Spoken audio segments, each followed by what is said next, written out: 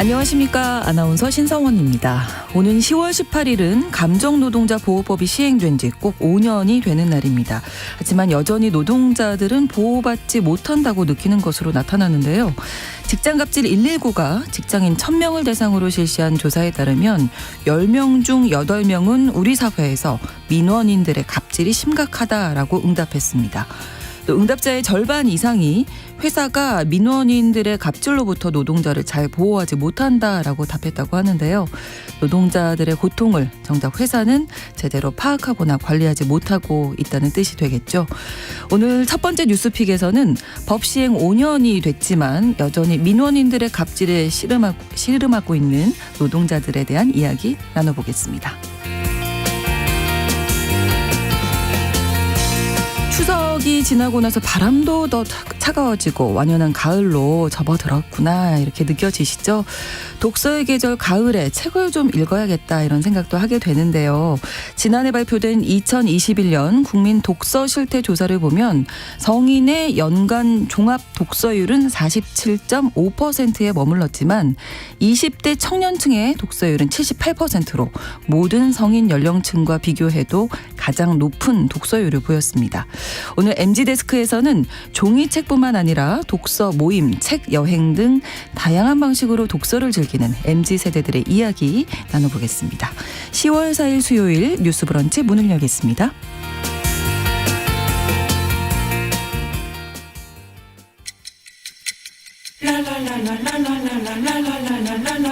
듣고 공감하고 진단합니다. 우리 사회를 바라보는 새로운 시선. 신성원의 뉴스 브런치 뉴스픽. 뉴스 브런치 청취자 여러분과 함께 소통하며 만들어갑니다. 실시간으로 유튜브 통해서 보실 수 있고요. 여러분의 의견 기다리고 있습니다. 짧은 문자 50원, 긴 문자 100원이 드는 샵 9730, 우물정 9730번으로 보내실 수 있고요. 또 라디오와 콩 앱으로도 많이 참여해 주시기 바랍니다. 수요일의 뉴스픽은 시사인 임지영 기자 그리고 휴가 중인 강전혜 변호사를 대신해서 오늘은 이슬기 기자와 함께하겠습니다. 두 분 어서 오세요. 반갑습니다. 네, 안녕하세요. 자, 감정노동자보호법이 시행 5년이 됐는데요. 이 5년을 맞아서 관련 조사들 잇따라 나오고 있습니다. 첫 번째 뉴스픽에서 관련 내용 다루겠는데 일단 뭐 직장인 10명 중 8명은 민원인들의 갑질 문제가 심각하다 이렇게 답을 했군요. 네, 어제 한 여론조사 결과가 나왔습니다. 직장인 10명 중 8명이 우리 사회에서 민원인 갑질 문제가 심각하다고 생각한다는 결과인데요. 네. 직장갑질 119와 아름다운 재단이 여론조사 전문기관 엠브레인 퍼블릭에 의뢰해서 직장인 1000명을 대상으로 지난달 4일부터 11일까지 실시한 설문조사 결과입니다. 여기에 따르면 학부모 또 아파트 주민, 민원인들의 갑질이 심각하다라는 응답이 83.9%에 달했어요. 네. 이 중에서 34.6%는 매우 심각하다고 답을 했고요. 이렇게 민원인의 갑질로부터 노동자를 보호하기 위한 취지로 앞서 말씀해 주신 감정노동자보호법이 만들어졌는데 네. 정확한 명칭은 산업안전보건법 개정안이죠. 고객 폭언으로 인한 고객 응대, 근로자의 건강장애를 막기 위해서 사업주가 예방 조치를 하도록 규정하고 있는데 워낙에 정신노동하는 당사자들의 직업군이 사실은 넓고 그렇기 때문에 다 보호하기가 어려운 현실적 여건이 있는 것 같습니다. 그렇습니다. 이 정말 많은 직업군들이 여기에 들어가잖아요. 네. 네, 맞습니다. 이제 감정 노동자라고 하면 이제 산업안전보건법상의 그 고객 응대 근로자를 얘기하는데요. 네. 고객을 직접 대면하거나 혹은 이제 정보통신망을 통해서 이제 상대하는 직업군을 얘기를 하고요. 보통은 이제 업무 수행 과정에서 사실 이제 자연스럽게 떠오르는 내 감정이 있잖아요. 근데 그렇죠. 그걸 절제를 하고 내가 느끼는 감정과는 다르게 상시적으로 감정을 표현해야 하는 이런 노동자들을 말하고요. 고용노동부에서는 이러한 감정관리 활동이 직무의 50%를 넘을 경우 이제 감정노동자라고 얘기를 하고 있습니다. 네. 뭐 직업군으로는 여러 가지가 있는데 뭐 항공사 객실 승무원이라든지 네. 콜센터 상담원, 그렇죠. 호텔이나 음식점에 종사하시는 분들이 있고요. 뭐 최근에는 요양보호사나 보육교사 같은 돌봄 서비스 수행을 하시는 분들도 이 고객 응대 근로자 군으로 보고 있는 상황입니다. 그래서 이제 제가 이제 이 사례를 생각하면서 떠오른 사례가 있는데 네. 제가 최근에 이제 지역의 고용센터에 갔었어요. 아, 네네. 고용센터에 이제 창구 업무를 맡아보시는 분들이 있는데 이제 그 고객과 이제 아크릴판 하나를 두고 그렇죠. 이렇게 접촉을 하시잖아요. 근데 그 아크릴판에 빼곡히 A4 용지와 포스트잇을 붙여서 거의 얼굴을 접하기가 힘든 상황인 거예요.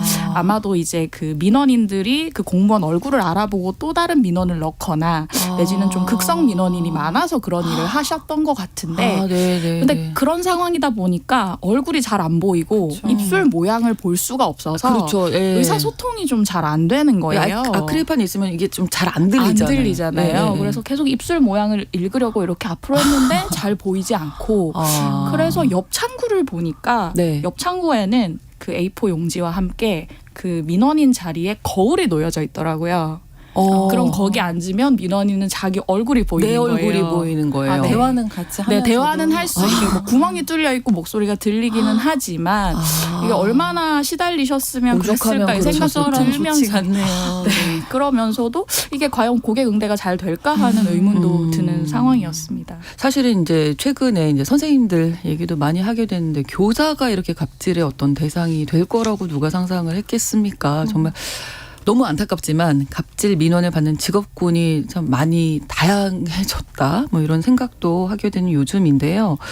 그 민원이 좀 심각하다고 느끼는 이런 생각, 인식이 이 직급에 따라서 또 다르다면서요. 네, 이번 조사를 보면 이제 인식이 직급에 따라 차이가 나오는데요. 네. 민원인 갑질이 매우 심각하다고 응답한 사람 중에 일반 사원 중에는 33.5%가 매우 심각하다라고 네. 했고요. 실무자 중에서는 38.3%, 중간 관리자급에서는 35.9%로 이 중간 관리자급 이하에서는 30% 수준으로 심각하다고 했어요. 근데 네. 상위 관리자급에서는 8.3%만 매우 심각하다라고 차이가 나네요. 5배 차이가 나는 거예요. 근데 이걸 생각해 보시면 저희가 학교 얘기 많이 다뤘습니다만 보통 이제 민원 전화를 받는 사람은 교육 공무직에 해당하는 교무 실무사 분들이라든지 아니면 학부모랑 직접 소통하는 교사 분들이시고 사실 문제가 커진 다음에야 뭐 교장 선생님이나 교감 선생님 같은 관리자들이 들으시는 거기 때문에 이게 직급에 따라서 차이가 좀 현저하게 났다라고 보시면 될 것 같습니다. 네, 그러다 보니까 응답자의 절반 이상이 회사가 민원인들의 갑질에 제대로 대응을 해주지 못하고 있다. 내가 보호받지 못한다 이렇게 느끼는 거잖아요. 네, 응답자의 58.8%가 회사에서 업무와 관련한 제3자의 폭언 등으로부터 노동자를 잘 보호하지 못하고 있다라고 얘기했고요. 네. 직급별로 보면 실무자는 61.5%가 이렇게 얘기했는데 상위 관리자급은 33.3%만 비슷한 답변을 했습니다. 네, 확연한 차이가 느껴지네요. 네, 많은 분들이 이제 감정 노동을 유발하는 계기가 어쨌든 직접적인 대면이나 이런 걸 통해서지만 일터에서지만 감정 노동을 완성시키는 게 어떤 사업장의 대처, 뭐 미온적인 반응 이런 것들 때문이라고 하더라고요.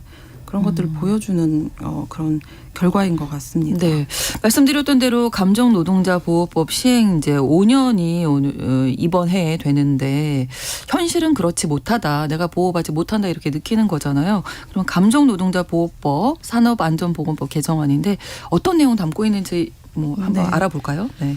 네, 고객 등 제3자의 폭언 등으로부터 노동자를 보호하는 감정노동자보호법이 시행된 지 5년이 지났는데요. 정확히는 산업안전보건법 개정안이라고 아까 말씀드렸고 이게 고객 응대 과정에서 일어날 수 있는 폭언이나 폭행 등으로부터 감정노동자를 보호하기 위한 목적으로 제정이 됐습니다. 네. 2018년 10월 18일부터 시행되고 있습니다. 일단은 노동자가 어떤 폭언 같은 것들을 경험할 경우 일시적으로 업무를 중단하고 피할 수 있도록 하는 그런 피할 권리가 명시가 되어 있어요. 피해 네. 상황이 발생할 시에는 노동자가 사업주에게 자신에 대한 보호를 요청할 수 있는 권리를 가지게 되는 거고요. 네. 사업주가 정당한 이유 없이 이걸 이행하지 않을 경우에 처벌을 받을 수 있습니다. 네. 특히 이제 사업주가 해야 할 의무를 세 가지로 좀 정리를 하면 법에 정리가 돼 있는데 일단 고객의 폭언에 의해서 노동자 건강 장애가 일어날 것으로 예상이 될 때 예방 조치를 해야 된다는 것. 그러니까 예. 가령 뭐 폭언 등 금지 요청 문구나 음성 같은 것들 들어보신 적 있으실 네, 거예요. 네. 그리고 또 감정노동자 사건이 어떤 발생했을 때 네. 보호 조치를 취해야 합니다. 업무를 일시적 중단하고 전환하고 또 휴게 시간을 연장하는 등의 방식이고요. 네. 또 불리한 처우 금지인데 이게 노동자가 어떤 조치를 요구했을 때 그걸 이유로 어떤 처우에 대해서 불리하게 대해서는 안 된다. 뭐 이런 것들입니다. 그래서 보호 조치를 미이행할 경우에는 1,000만 원 이하 과태료를 부과하고요. 네. 불리한 처우를 했을 경우에는 1년 이하 징역 또는 1,000만 원 이하 벌금이 부과될 수가 있습니다. 그렇군요. 이렇게 다 사업주 혹은 사용자가 직원을 보호해줄 의무가 명시가 돼 있는데도 이렇게 느끼고 있는 거네요. 네, 계속해서 사실은 이번 조사에서도 응답자의 한 30%가량은 네. 이 감정노동자 보호법이 있는지조차 몰랐다라고 얘기를 하셨어요. 아. 이 법이 시행된 지 5년이나 됐는데도 그러게요. 네. 이 관련 업무에 종사를 하시면서 사실은 이러한 피해를 입었을 때 가장 먼저 이 법을 활용하셔야 되는 분들인데 네. 아예 존재 자체를 몰랐다고 얘기를 하고 계시고 실제로 직장에서 이런 걸 쓸 수 있다고 알리지 않았을 가능성, 뭐 노조 같은 데서 잘 알려주지 않았을 가능성 혹은 노조에 가입하지 않았을 가능성 여러 가지를 좀 생각해 보실 수 있을 것 같습니다. 이번 조사에서 이제 사례들을 보면은 지금 현재 어떻게 감정노동들이 아직도 이루어지고 있는지 좀 알 수가 있는데 네. 사례들 설명해 드리면 콜센터에서 근무하시는 분인데 네. 뭐 장난 전화, 성희롱, 폭언이 매일 매시간 있다 보니까 정신적으로 너무 고통스러운데 회사에서는 함부로 통화를 못 끊게 한다. 아. 일단 예방 조치 차원에서 우리가 음성으로 사실 그걸 듣잖아요. 그렇죠. 어떤 경우에는 통화가 중단될 수 있다고 안내를 받지만 사실 그렇게 하기가 좀 어려운 형편인 거죠. 아무래도 그게 실적과 관련이 그렇죠. 있으니까 그렇죠. 그렇죠. 그리고 유치원에서 일하시는 분인데 네. 유치원 원장이 학부모 컴플레인이 있다면서 배꼽 인사를 해라 이런 요구를 자꾸만 한다고 해요. 그러니까 친절한 건 좋지만 이 과도한 네. 친절은 정말 감정 노동이잖아요. 그렇죠. 그리고 공공기관에서 주차장 관리를 하고 있는 분이 있는데 주차금지 구역에 주차한 사람에게 차를 빼라고 하는 게 자신의 업무잖아요. 네. 근데 그분이 기분이 나빠서 이제 민원을 올린 거죠. 아. 그랬더니 기관에서 그 민원을 이유로 근무 평점에 불이익을 줬다는 거예요. 그러니까 기계적으로 처리를 한 거죠. 민원 건수만 따져서. 그러니까 업무를 성실히 하다가 민원을 받은 것뿐인데 이런 평가가 억울하다는 그런 사례도 올라왔습니다. 아, 그러네요. 사례를 들어보니까 또 답답해지네요. 이게 네. 그 법이 있어도 뭐 실효성이 없는 거잖아요. 어떻게 보면 이렇게 있는 줄도 모르시고. 있는 줄도 모르시고 또 어떻게 보면 사업주 입장에서는 네. 더더욱 네가 참아라라는 제스처를 어떤 방식으로든 오히려. 주고 있는 거잖아요. 네. 지금 보면 이제 근태 관리를 그런 식으로 네, 한다든지 네. 뭐 벌점을 준다든지 해서 그래서 오히려 더욱 이 감정을 참아서 뭐 산재로 이어질 수 있는 가능성을 우리가 방기하고 있는 것 아닌가라는 생각이 듭니다. 네, 저희가 그 서비스직 노동자들의 자살 문제, 뭐 정신질환 문제도 이 시간에 다룬 적이 있었는데 우리 사회가 좀 전체적으로 인식의 변화도 필요하고 많은 뭐 사람에 대한 존중이라든지 이런 것들이 필요할 것 같은데 어떤 점이 좀 달라져야겠습니까? 저는 이게 제도가 임지영 개선되고 이게 나아지는 것 같이 보이기는 하는데 네. 사실은 여러 조사에서 어떤 분들에겐 닿지 않는 게 명확하게 보여지고 있잖아요. 네.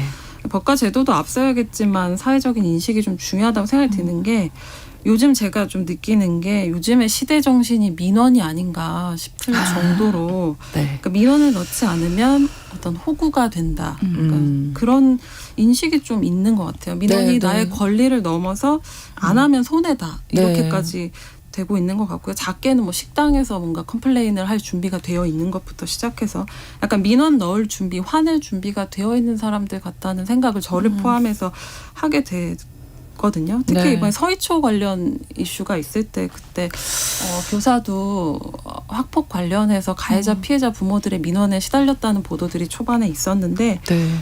많은 관계에서 사람들이 자신을 좀 소비자로 놓고 있지 않는가 하는 진단이 당시에 좀 나왔었거든요. 네. 그러니까 부모 학부모 관계도 학생과 학부모는 소비자고 소비자예요. 학교는 이제 소비자를 만족시키는 공간이어야 하고 이런 가운데 기업은 물론이겠죠. 많은 경우에 악성 민원이 문제다. 모든 민원이 문제가 아니다 하고 있긴 하는데 저는 약간 이걸 시대 정신까지 이야기하는 것이 굉장히 많은 부분 화낼 준비가 되어 있고 민원할 준비가 되어 있다는 측면에서 좀 다 같이 좀 돌아봐야 될 지점이 아닌가 싶기도 했어요. 이렇게 네. 말씀하실 때 그렇게까지는 너무 과하신 거 아니에요. 저도 그렇게 말씀드리고 싶습니다만 그렇지 않다는 게 저도 또 고개가 끄덕여지는 부분이 있다는 게 너무 안타깝고요. 이슬기 기자님. 네, 저는 이제 몇 가지 통계를 좀 말씀드리고 싶은데 이제 네. 감정노동자 보호법이 시행된 지 5년이 됐지만 이 서비스 종사자들이 느끼는 그 삶의 질이라거나 정신 건강이 좋지 않다는 통계들이 많이 나와 있어요. 그렇죠. 그래서 이제 국민일보가 한국생명존중희망재단이 보유한 이제 한국인의 자살 데이터 최근 10년간을 분석했는데 여기 보면 서비스 종사자 및 판매 종사자의 자살자 수가 2021년에 1,267명입니다. 근데 이게 10년 전보다는 네. 조금 줄어든 숫자이기는 해요. 근데 서비스직의 자살 비중 자체는 8.4%에서 9.5%로 오히려 늘어났거든요. 그 사이에 이런 산안법 개정도 되고 네. 노동자를 보호하려는 조치도 했지만 수치가 올랐다고 하는 건 사실 실효성이 없었다라고 그렇죠. 볼 수 있고요. 네. 또 관련 연구를 진행한 이제 김이나 한양대 직업환경의학과 교수 얘기를 들어보면 이제 감정 노동자는 일반 다른 인구에 비해서 우울증이나 자살 생각의 위험성이 2배 가량 높다. 얼마나 위험한 처지에 있는지를 알 수 있고요.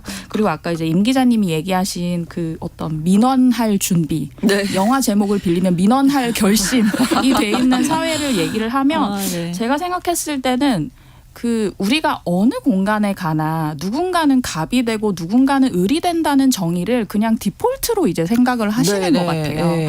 물론 이렇게 소비자주의에 입각을 해서 내가 돈 내고 세금 냈으니 내 할 말은 하겠다. 어느 정도 이해가 가는 측면이 있는데 이분들도 분명히 직장에서나 다른 곳에서는 을이실 거란 말이에요. 근데 내가 돈을 내서 갑이 될 수 있는 어떤 자리에 섰을 때 갑 행세를 확실히 하겠다는 의지가 있으신 거예요. 왜냐하면 내가 다른 데서 너무 을지를 당했기 때문에.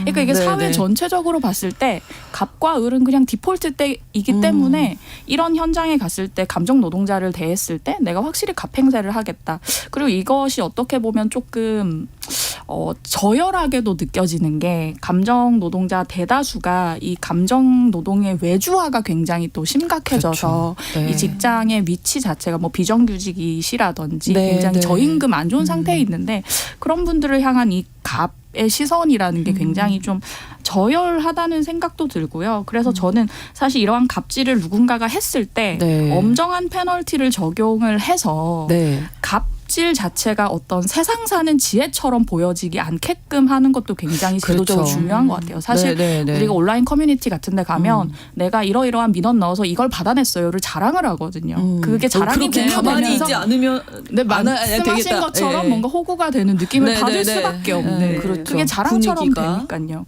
근데 이게 갑을이 디폴트돼서 어딘가 가서 감정을 배설하는 게 뭔가 사회적으로 나한테 좋은 것처럼 비춰지는 이러한 그렇죠. 악순환에 대한 좀 반성이 사회 전체적으로 필요하지 않나라는 생각이 좀 들었습니다. 그러니까 이 민원이라는 게 원래 이렇게 나쁜 의미는 아닌 거잖아요. 그쵸, 할 말을 하시는 부당한 거니까, 네. 처우 뭐 어떤 그런 게 있으면 당연히 할 말은 해야 되는 건데 이제 그게 지금은 이제 좀 과장됐다.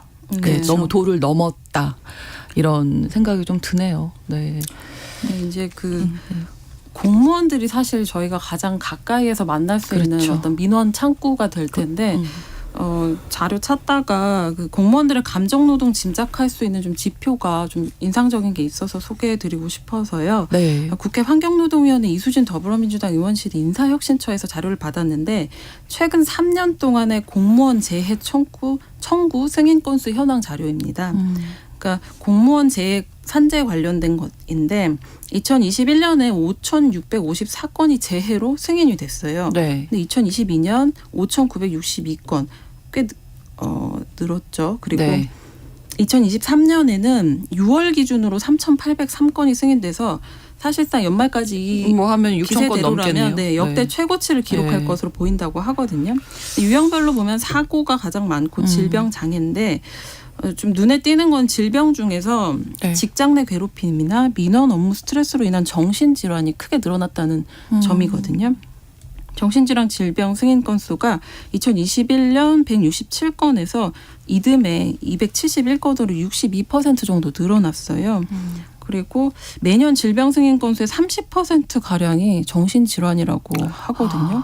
이게 민원과 관련된 대목이 어떻게 영향을 미치는지 좀 볼 수 있는 지표가 아닌가. 공무원 산재가 매년 최고치를 기록하고 그 안에서 민원이나 업무 스트레스로 인한 원인이 뚜렷하게 증가세를 보인다는 점을 좀 말씀드리고 싶었어요. 그 서희초 사건도 그렇고 최근에 뭐 악성 민원을 받다가 쓰러진 공무원이 사망한 사건도 있었거든요. 최근에도 또 공무원 자살 이슈들이 있고 이래서 그렇죠. 이런 부분에 조금 말씀드리고 싶었습니다. 저희가 뉴스픽에서 이 노동자의 뭐 다양한 이야기들 많이 다루는데 육체 노동이죠. 뭐 이제 물리적으로 어떤 상처를 입게 되고 그런 것도 있지만 정신 건강 부분은 정말 우리가 좀 빼놓지 않고 잘 챙겨야 할 부분이 아닌가. 모두가 좀 신나게 일했으면 좋겠는데 화날 준비가 돼 있다고 하니까 좀 너무 안타까운데요. 네.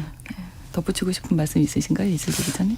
네, 그래서 저는 그 한 가지 더 덧붙이고 네네. 싶은 말씀은 이런 보호법이 있음에도 불구하고 노동자들 얘기가 잘 그러니까요. 먹히지 네. 않는 상황인 건데 그래서 이런 상태에서는 저는 이제 노동자의 권리 의식이 좀 올라가는 것 자체가 중요하다. 뭐 노조 가입률도 좀 더 높아지면 좋겠고 그런 부분이 중요한 것 같고 또 계속 자기 감정을 죽이면서 일을 하시는 상황에서 계속 정량 평가를 지금 뭐 벌점제나 상점제를 통해 받고 있는데 그 정량 평가가 정말 엄정하게 평가되고 있는 건지도 한번 뜯어봐야 할 것 같아요. 무조건 참는 게 미덕이 아니니까 그렇죠. 그런 점도 같이 한번 살펴봤으면 좋겠습니다. 전체적으로 우리 사회의 인식이 좀 바뀌어야 된다. 이런 말씀까지 해주셨습니다. 첫 번째 뉴스픽 마무리하고요. 두 번째 뉴스픽에서는 우리 10대들의 건강에 대한 문제를 좀 짚어보려고 하는데 10대 비만 환자가 일단 뭐 크게 늘었다 이런 뉴스가 나왔어요. 네, 국회 보건복지위 소속 더불어민주당 신현영 의원이 국민건강보험공단으로부터 제출받은 자료가 있는데 이 제목이 아동 청소년 비만 및 만성질환 진료 현황입니다. 지난해 비만으로 진료를 받은 중학생 환자가 951명으로 2018년 4년 전이죠. 그때보다 3배 이상 늘어났다고 해요. 네. 그리고 고등학생 비만 환자가 597명으로 2018년에 2.25배고요. 전반적으로 크게 많이 늘어난 늘어났네요. 수치입니다. 네. 특히 중학생 비만 환자가 코로나 유행 기간이던 2021년에 네.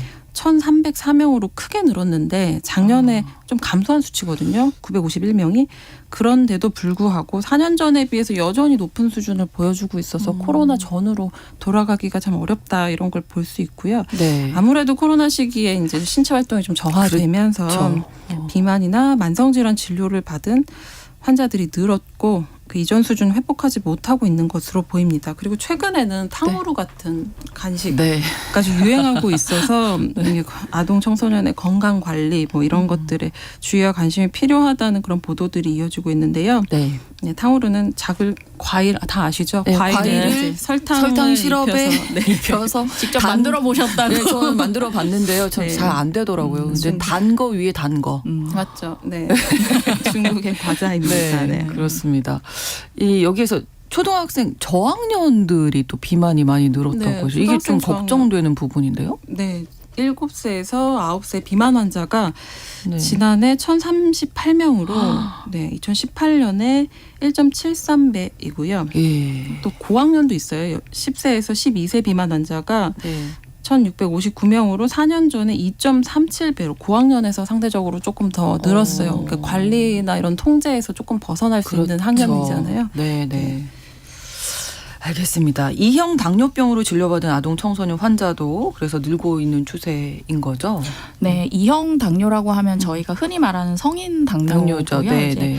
보통 당뇨병 환자의 98% 이상이 2형 당뇨인데 네. 보통은 40세 이상에서 발병하지만 사실 그렇죠. 요즘은 30세 미만에서 많이 나오고 있거든요. 네. 그래서 작년에 이제 중학생 당뇨 환자를 봤더니 2018년 이제 4년 전보다 1.69배 늘어난 1932명 정도라고 해요. 근데 연령대 구분을 봤을 때 이 중학생 당뇨 환자가 증가폭이 가장 컸다는 거예요. 그래요. 그뿐만 아니라 초등학생 고학년 환자 같은 경우에도 2018년보다 1.6배나 늘었더라고요. 네, 저희가 잠시 후에 이 이야기 계속 이어가겠습니다. 11시 30분부터 일부 지역에서는 해당 지역 방송 보내드리겠습니다.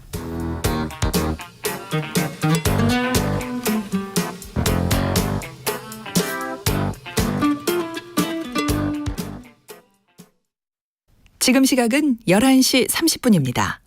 KBS 여러분은 지금 KBS 1라디오 신성원의 뉴스 브런치를 함께하고 계십니다. 우리 청소년들의 건강, 아동 청소년들이죠. 건강에 위협이 되고 있는 요소들 이제 생각하고 있는데 아까 말씀하신 이제 설탕 관련해서 당 관련된 그 음료, 뭐 과자 이런 것도 정말 많잖아요. 네. 어른들도 사실은 그런 유혹에서 자유롭지 못해서 사실 그래요. 네. 네. 설탕 제로 음료수 있잖아요.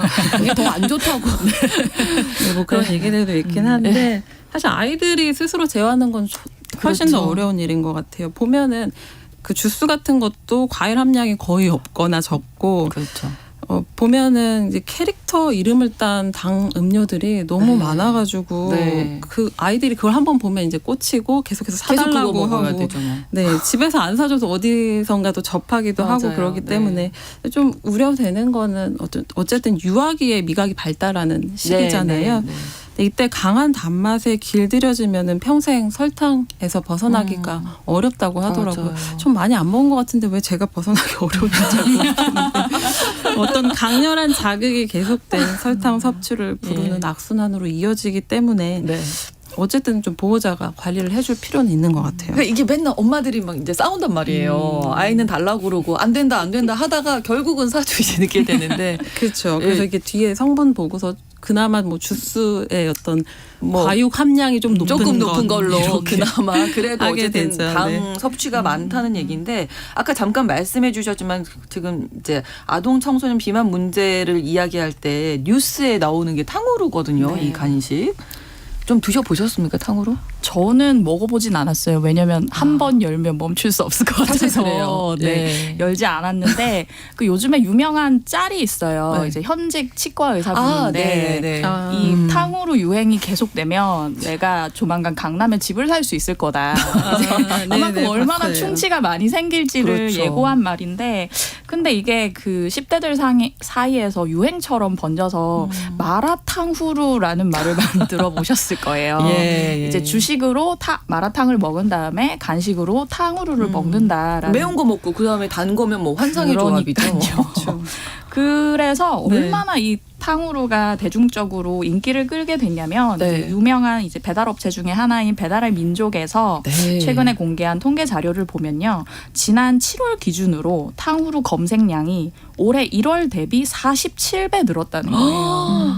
그래서 4.7배도 아니고 네. 47배. 그래서 요즘 배달 플랫폼에 보시면 검색어 1위에 탕후루가 올라 있는 걸 맞아요. 굉장히 네. 자주 보실 수 있거든요. 네. 그 거기다가 이제 이 탕후루 같은 경우는 먹방을 통해서 많은 인기를 끌게 됐는데 네, 그 ASMR. 그쵸. 이 와그작 와그작 이런 소리. 많이 소비하시는데 저희 그 검색어 1위에 저희 네. 집이 좀 많이 기어 있을 것 같습니다. 저도 유튜브 피드에 탕후루가 꼭 뜨거든요. 네. 그거 보면 이제 그 바삭바삭한 네. 그 소리 ASMR로 많은 관심을 모았고 그러다 보니 이제 학생들 사이에서는 탕후루 먹어봤냐 같이 네. 먹으러 가자 이런 분위기가 이제 팽배하게 되는 거죠. 네. 저도 어저께 마라탕을 먹었는데 바로 드셨군요. 네. 식당에 10대 학생들끼리 온 경우가 종종 있더라고요. 그래요. 이렇게 나가서 이렇게 친구들 만나서 이제 뭔가 뭘 할 수 있는 나이가 되면은 그렇게 뭐 마라탕은 좀 비싸긴 하지만 네. 뭐 네, 탕후루 이렇게 가는 것 같아요. 저 같은 경우는 이제 속이 안 좋아서 너무 맵기 때문에 네. 다음 스텝까지는 못 밟았는데 탕후루까지는 네. 이게 사실은 뭔가 지나치게 자주 섭취하면 건강에 좋지 않다는 지적은 당연히 나올 만한 건데 네. 사실 마라탕 아니고 뭐 떡볶이나 치킨을 넣어도 마찬가지일 거라고 네. 생각을 네. 해요. 근데 탕후루는 과도한 당 섭취가 우려된다는 점에서 이럴 때 얘기가 나오는 것 같은데 사실 달고나 유행했을 때도 설탕 덩어리였잖아요. 그렇죠. 설탕은 녹인 거잖아요. 사실.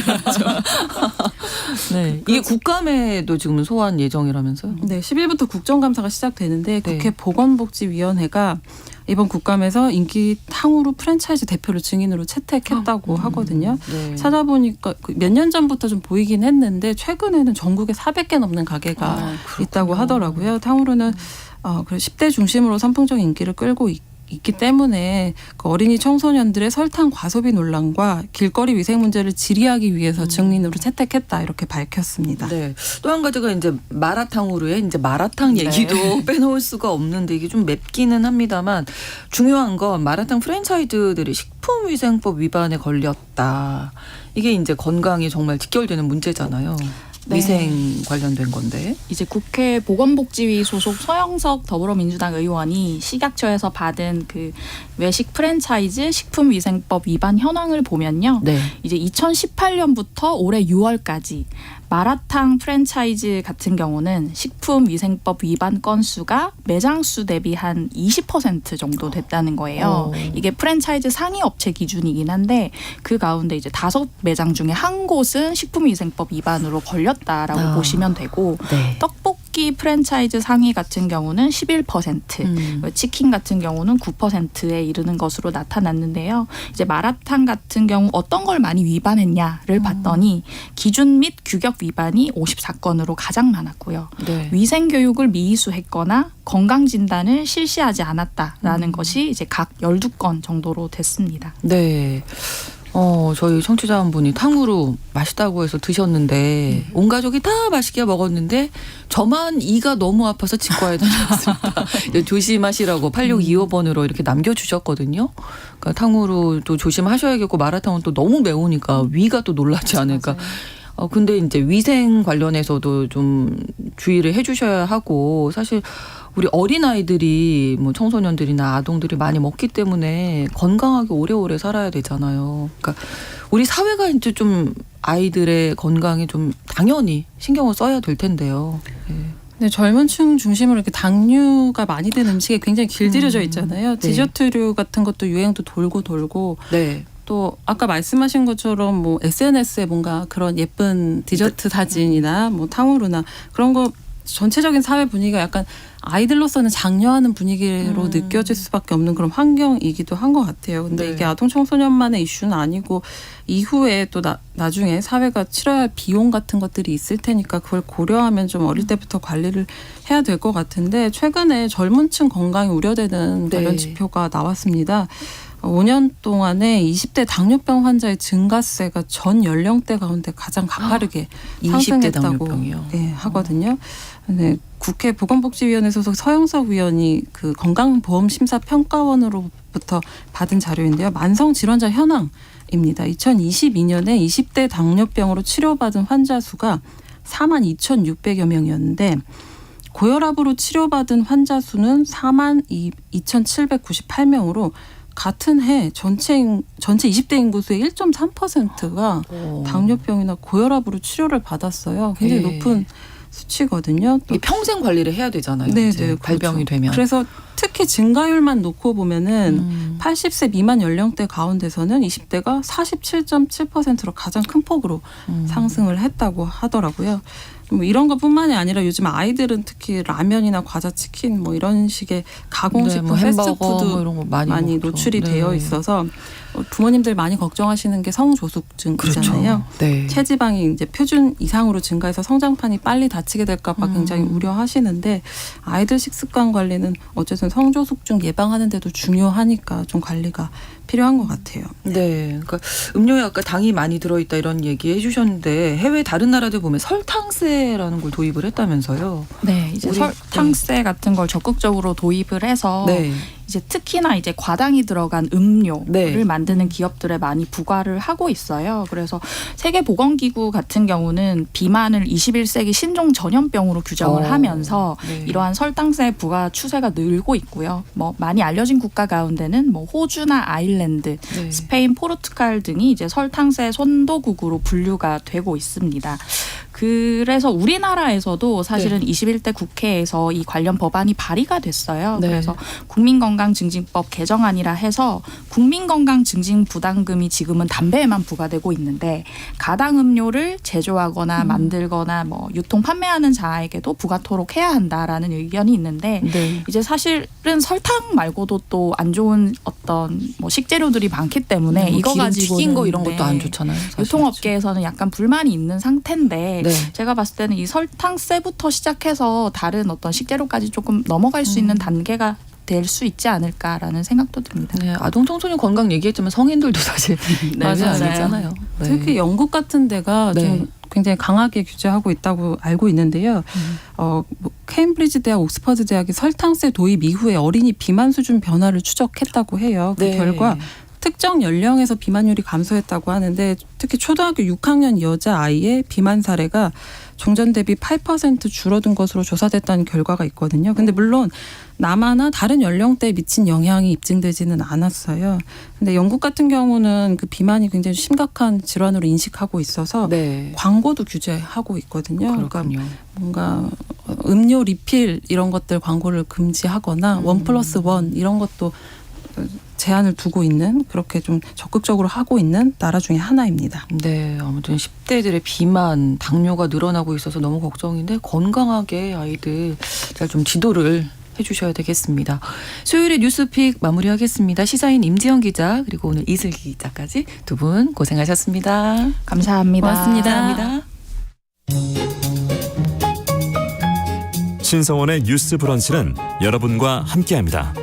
짧은 문자 50원, 긴 문자 100원이들은 샵 9730, 무료인 콩앱과 일라디오 유튜브를 통해 참여해주세요.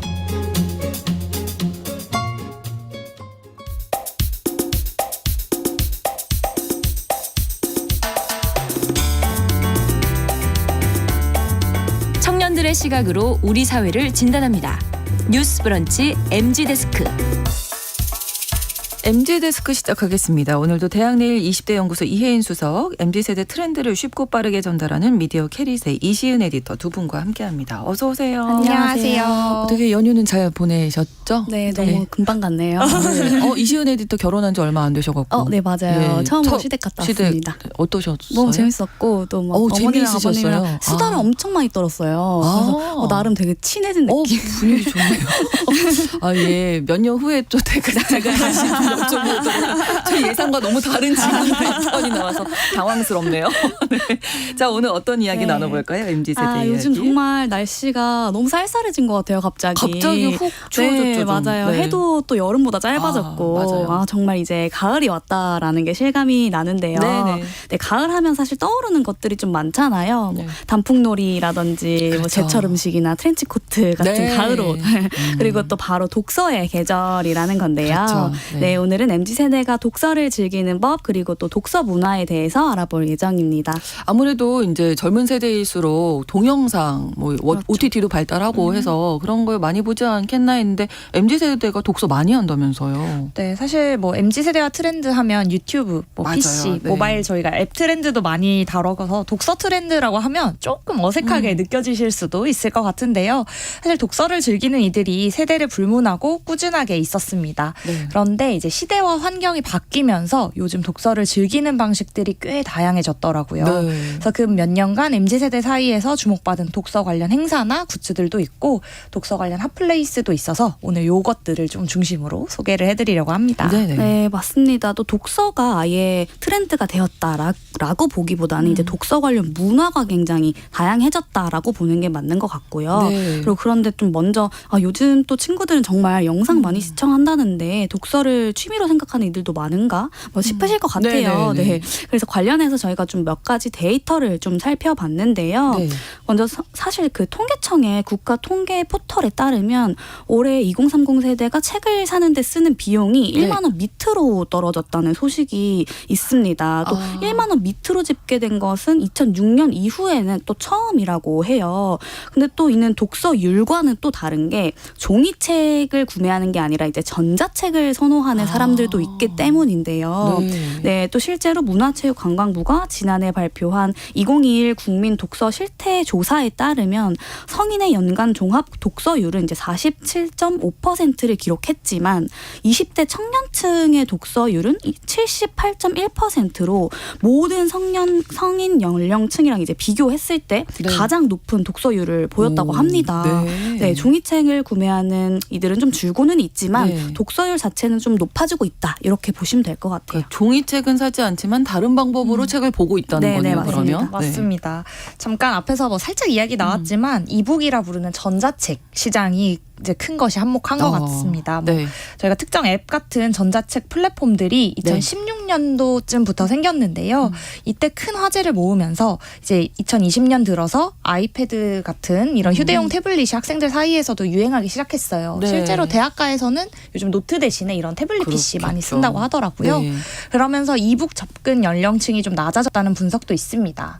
그리고 아예 이제 그 각 사들에서 독서용 태블릿을 독서 전용으로 눈이 좀 덜 필요한 네. 이런 태블릿들을 만든 게 또 주요했고요. 제가 얼마 전에 이걸 구입했잖아요. 오. 책 좀 읽어보려고. 저 좀 약간 확실히 MZ 좀 세대 다르죠. 트렌드 약간 좀 쫓아가지 않나? 왠지 좀 멋있게 느껴지고요. 책을 좀 읽어야겠다 하는데 책을 들고 다니려니까 이거 좀 불편하더라고요. 그쵸, 무겁고 좀 네. 어딘가 이렇게 가방에 안 들어가는 사이즈일 때도 있고 이래서 네, 맞아요. 이런 태블릿이 굉장히 유행이고 네. 실제로 저희가 미디어 캐릿에서 100명의 20대에게 스마트폰에서 가장 자주 사용하는 앱을 제보를 받았었어요. 네. 근데 그중에 실제 앱 인기 순위 5위 이내에 든 적이 많습니다. 그래서 1020 이용자 비율이 50%가 넘어가는 앱 22개를 추렸는데 네. 여기에 뭐 어떤 서재, 뭐 북적 땡땡 아, 이런 네네. 독서 관련 앱들이 굉장히 많이 있었어요.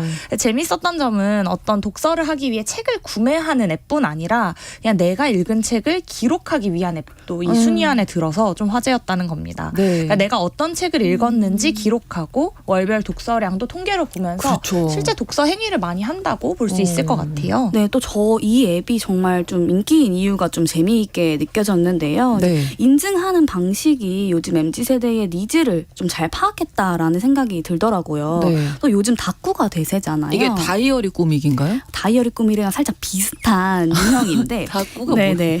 다이어리를 막 이렇게 다 꾸민다. 다이어리를 막 꾸민다. 아, 저는 이런 다이어리 뜻인데. 꾸민다는 줄 알았어요. 네, 맞아요. 그 뜻이랑도 연결이 되는데요. 아. 근데 이 다꾸가 이제 유행한 것이 SNS에 내가 다이어리를 꾸민 걸 찍어서 아. 인증하고 또 자랑하는 게 재미있어서인 것 같거든요. 그래서 내가 얼마나 잘 꾸몄나도 자랑을 하고 네. 또 누가 얼마나 잘 꾸몄나도 이제 구경도 하고 요래서 이제 다꾸 문화가 이제 SNS 상에서 이제 굉장히 유행을 한 건데 책도 똑같습니다. 요즘에 책을 인증하는 그 북스타그램이라는 해시태그 문화가 있는데요. 네. 이 북스타그램이라는 단어를 달고 올린 인스타그램 게시물이 무려 560만 개가 넘습니다. 네. 네, 방금 말씀드린 독서 앱이 이렇게 책을 인증하고 싶게 만들었더라고요. 제가 조금 설명을 해드리면 네. 완독한 책을 이제 딱 입력을 하면 그게 이제 블록탑처럼 레고처럼 쌓이거든요. 아. 네, 그런데 이제 책마다 페이지 수가 있잖아요. 네, 네. 이제 그게 자동으로 입력이 되고 페이지 수가 많은 책을 입력할수록 그 블록 두께가 굉장히 두꺼워지는 거예요. 아, 그러면 실제로 책을 약간 이렇게 쌓아놓는 맞습니다. 그런 느낌. 네, 그래서 제가 책을 되게 많이 읽었으면 그 블록 탑이 남들보다 높겠죠. 그래서 그것들을 찍어서 내가 얼마나 독서를 좋아하는 사람인지 이제 인증을 하는 것이 이제 대세로 떠오르고 있는 겁니다. 그렇군요. 성취감을 좀 맛볼 수 네, 있게 이렇게 직접 맞아요. 보니까 내가 어느 정도 읽었는지를 알 수 있군요. 네, 이런 플랫폼 뭐 앱뿐만 아니라 독서 관련한 오프라인 문화도 좀 바뀌었다고요. 네. 혹시 독서 클럽이라는 말들 좀 들어보셨을지 독서 모르겠어요. 클럽? 네, 모르는 사람과 그냥 같은 취미를 가진 사람들끼리 소모임하는 거 많이 소개드렸는데 네. 달리기를 좋아하면 뭐 러닝크루 뭐 이런 네. 것들 많이 소개드렸잖아요. 네. 근데 이게 이제 책 쪽에선 독서 클럽으로 인기를 끌고 있습니다.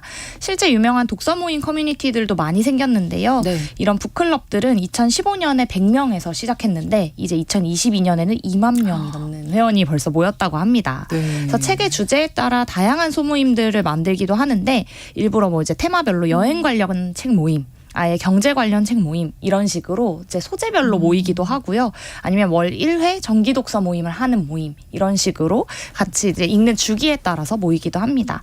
그래서 이렇게 모인 회원들이 이제 플랫폼 이 나서서 회원들을 위해서 오프라인 행사를 제공해주기도 해요. 그래서 뭐 책과 관련된 공연을 보거나 강연을 듣거나 파티를 하는 등 다양한 제휴 혜택을 주는 거죠. 그래서 독서가 취미인 이들끼리 이제 독서라는 소재를 중심으로 건강한 커뮤니티를 좀 형성할 수 있어서 선호하는 분들이 많다고 합니다. 네. 네, 맞아요. 제 주변에도 사실 이 독서 클럽에 돈을 내고 가입하는 이들이 꽤 많습니다. 네, 한 달에 몇 개 이상의 책을 읽고 또 독후감을 제출해야 되고 네, 그거를 이제 또 내가 독후감을 제출을 해야 하는 거군요. 네, 내가 무엇을 읽었는지도 독후감을 제출하고 이제 그걸 토대로 월 1회씩 모임을 갖는 식인데요. 그래서 이렇게 독서 습관을 만들어 준다는 것도 이제 인기 요인 중에 하나라고 생각을 합니다. 네. 사실 우리가 돈을 냈으니까 그러면 꼭 해야죠.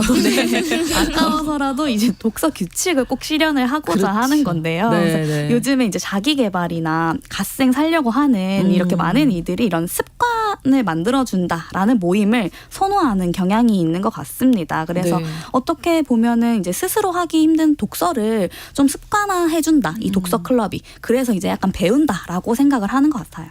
여기서 한 발짝 더 나아가서 MZ세대 여행 갈 때도 책이 빠지지 않는다면서요. 예전에 해외여행 가보면 외국 사람들 다 이렇게 기차 안에서 맞아요. 지하철 맞아요. 안에서 책 보고 있잖아요. 맞아요. 그게 정말 저희 나라랑 네. 다르다고 생각했습니다. 우리는 다 동영상 핸드폰 보고 맞아요. 있는데 맞아요. 이게 다르다 이런 거네요. 네, 맞습니다. 이제 그래서 여행을 갈 때도 북캉스 간다라고 계획하는 트렌드가 생겼어요. 네. 그래서 북캉스는 뭐 아마 신조어지만 유출 가능하실 네, 네, 거예요. 네. 북에다가 호캉스 더해서 만든 신조어인데요. 방금 말씀 주신 대로 여행 갈 때 이제 아예 책을 목적으로 가는 경우도 좀 생겼다는 겁니다. 이제 숙소에서 아예 독립서점을 같이 운영하는 곳을 일부러 방문하거나 네. 책을 읽기에 좀 적합한 이제 출판단지 같은 데 숙소를 방문해서 이 책을 좀 더 읽어보는 휴가를 가는 건데요. 뿐만 아니라 여행지를 그냥 가더라도 뭐 네. 소규모 서점, 독립 서점을 찾으면서 이 책을 좀 가까이 하려는 시도가 늘고 있습니다. 가령 부산 여행 갈 때 독립 서점 검색해서 그 장소를 여행 루트에 미리 추가하는 거죠. 좋네요. 그래서 네. 아예 여행 계획에 서점 방문이 들어가는 거예요.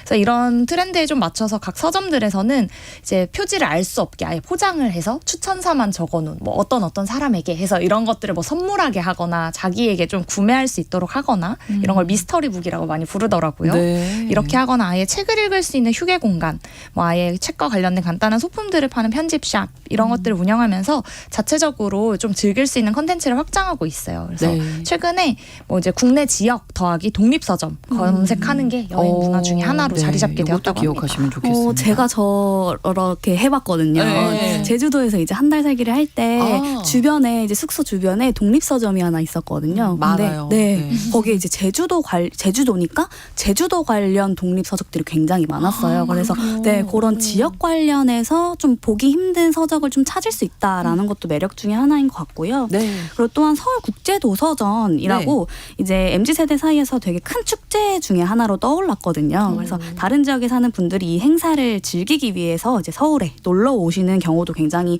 많더라고요. 그래서 이 국제도서전 측에 의하면 매년 방문객이 많아지고 있다라고 하는데 네. 올해에는 관람객이 약 13만 명으로 작년에 비해서 30% 이상 증가했다고 합니다. 그래서 이 도서전이 매년 이제 SNS에서 화제가 되기도 하는데요. 네. 최근에는 이제 슬램덩크 부스가 네, 아무래도 특히 인기였다라고 네. 합니다. 네, 구하기 힘든 단행본도 있고 또 도서전에서만 제공하는 굿즈가 있어서 그런 것 같습니다. 네. 네, 이런 도서전에도 이제 MZ세대에 공략하기 위한 다양한 행사가 많은데요. 한 출판사는 이제 줄 서는 방문객들에게 기다리면서 휴대폰으로 할 수 있는 어떤 심리 테스트 같은 것들을 한다거나 네. 뭐 이런 것들이 마치고 나면 항상 우리 많이 이야기하는 나에게 어울리는 개인에게 좀 맞춤으로 추천해주는 큐레이션 까지 이렇게 해줘서 이런 것들을 인증하는 이들도 많았고 네. 또 그렇게 추천받은 책은 좀 내 책처럼 느껴지니까 그렇죠. 나한테 맞는 거니까. 네, 그래서 또 한 번 또 이렇게 트라이얼 하게 되는 계기가 되기도 하고 그렇다고 합니다. 네, 요즘 출판사들도 뭐 MZ세대 겨냥하기 위한 시도를 다양하게 하고 있는데